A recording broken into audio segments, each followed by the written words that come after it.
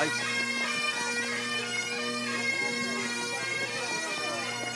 Numbers are well, isn't it? It's the wrong way, isn't it?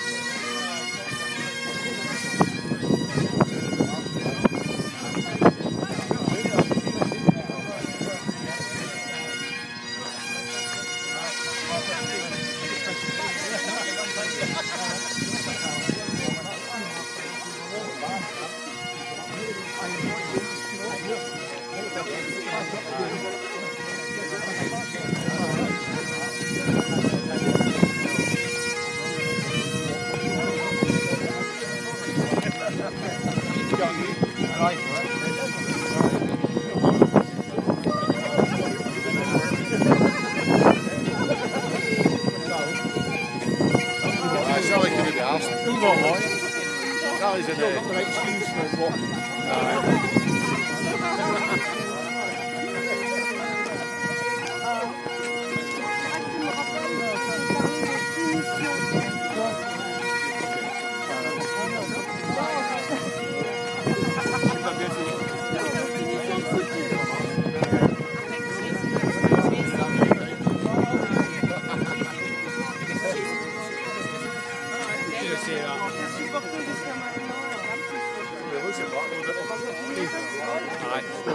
Smart.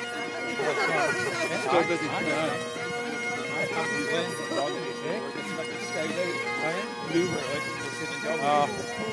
had a boy for a wee while. Over did one thing. He got a job somewhere else. But back and forth. I like you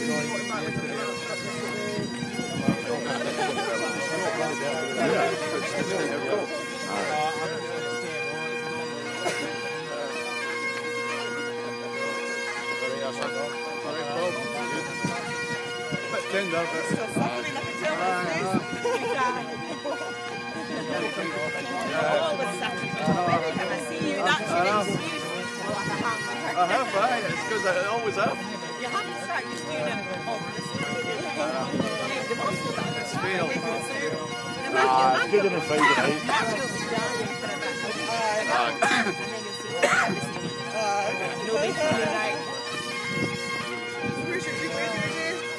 She's we had a house game this morning. I think she had so she had some hits on at 11 o'clock.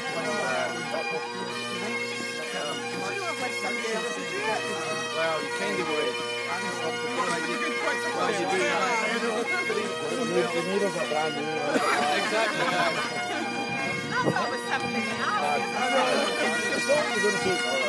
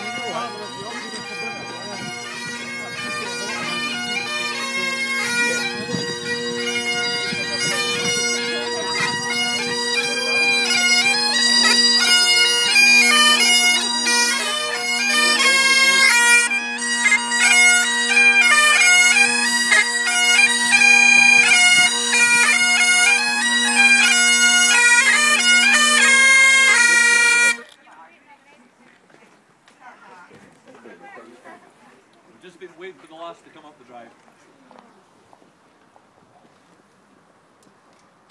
it's no water, is it, Matt? It's pure vodka.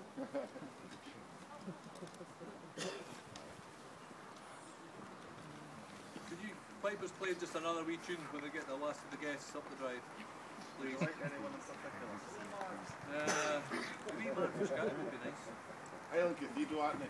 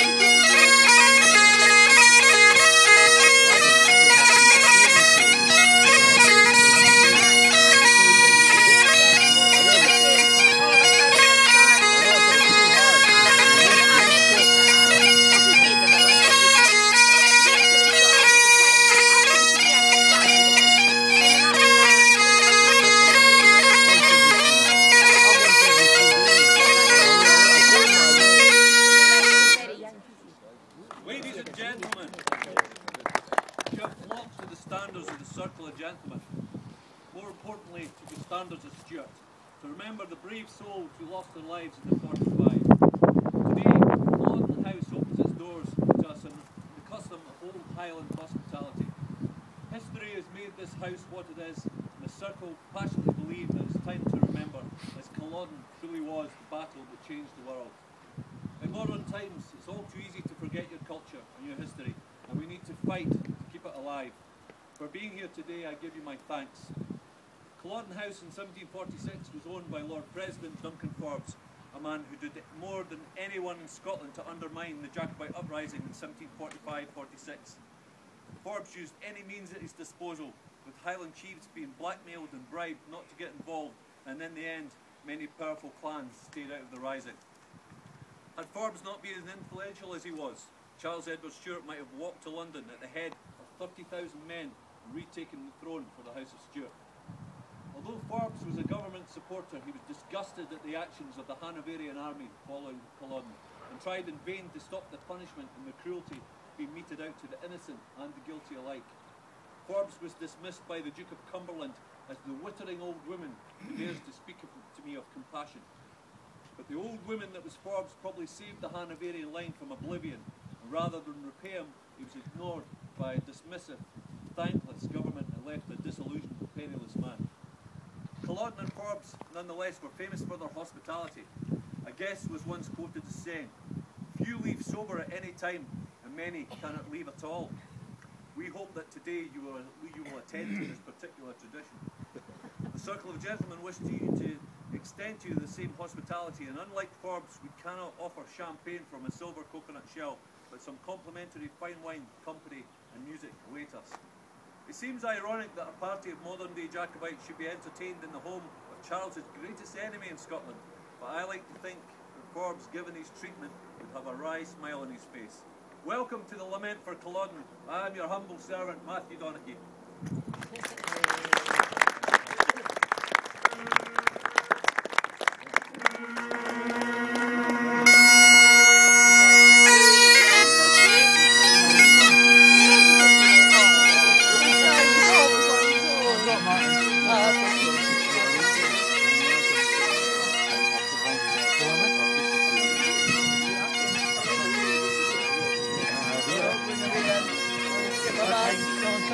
Yes, behind the question.